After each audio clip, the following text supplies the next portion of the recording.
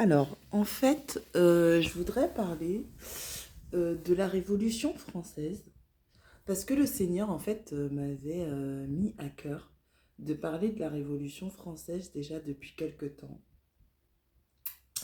donc 1789. Que s'est-il passé réellement en 1789? Et qui, malheureusement, est peut-être encore sur le point d'arriver. Alors, je vais vous expliquer exactement ce qui se passe concrètement avec cette histoire de 1789 et dont le Seigneur m'a amplement parlé. Il faut comprendre en fait que quand les rois régnaient, il y a un groupe de personnes qui ont commencé à devenir des fortunes et qui n'avaient pas de pouvoir comme les rois et les reines et qui ont convoité le pouvoir des rois et des reines au point de créer eux-mêmes des situations en fait de pauvreté en France qui a fait que en fait le peuple s'est révolté et a commencé à couper les têtes chaque fois qu'il y avait des problèmes au niveau du peuple. Et la plus grande des situations assez catastrophiques qu'il y a eu, c'est qu'en fait ils ont coupé les têtes des rois et des reines, des familles de rois, en 1789 et ils ont appelé ça la Révolution française. Donc, en fait, ils se basent sur le fait que ils ont empêché les gens qui étaient au pouvoir de se la raconter, machin chouette et tout, que soi-disant ils ont appauvri le peuple et machin chouette et tout. Et le Seigneur, en fait, m'a révélé que c'était un coup monté par les aristos et par d'autres groupes de personnes qui justement avaient des fortunes, avaient beaucoup d'argent, mais n'avaient pas des droits de décision comme les rois et les reines. Et du coup, ils convoitaient en fait les droits des décisions. C'est ça qui a fait que, en fait, toute la monarchie, enfin, voilà, les rois et les reines, en fait, ont commencé à se faire descendre et à se faire euh, interpeller gratuitement à cause de ces aristos et à cause de tous ces gens qui convoitaient leur pouvoir.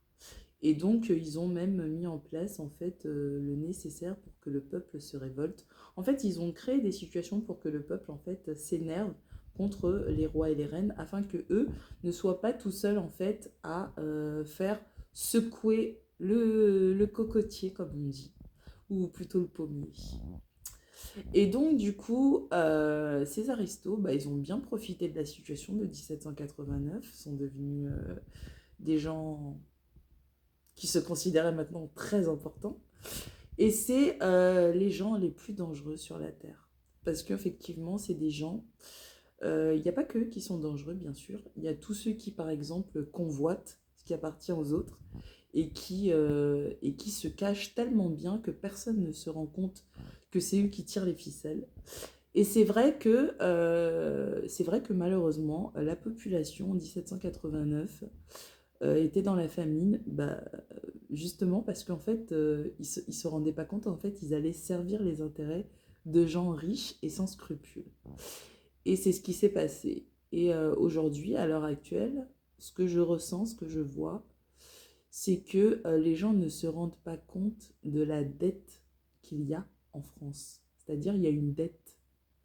Tout le monde qui mangeait bien, qui vivait bien en France pendant des années et des années, doit comprendre en fait qu'il y a beaucoup de gens qui sont passés par la misère, il y a beaucoup de gens qui sont passés par des situations très compliquées, très graves, et que si tout le monde ne met pas la main à la pâte pour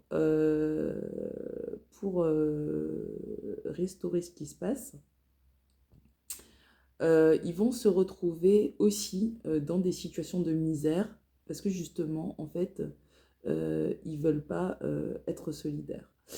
Faut comprendre une chose. En fait, l'histoire des retraites, c'est un...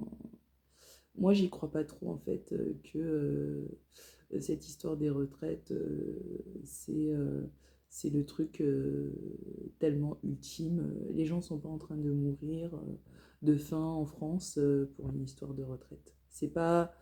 En fait, l'objectif, là, l'histoire des manifestations, même si c'est vrai qu'il y a beaucoup de gens qui travaillent très dur pendant des années, qui souffrent, qui ont des problèmes de santé à cause de leur travail, même des choses comme ça.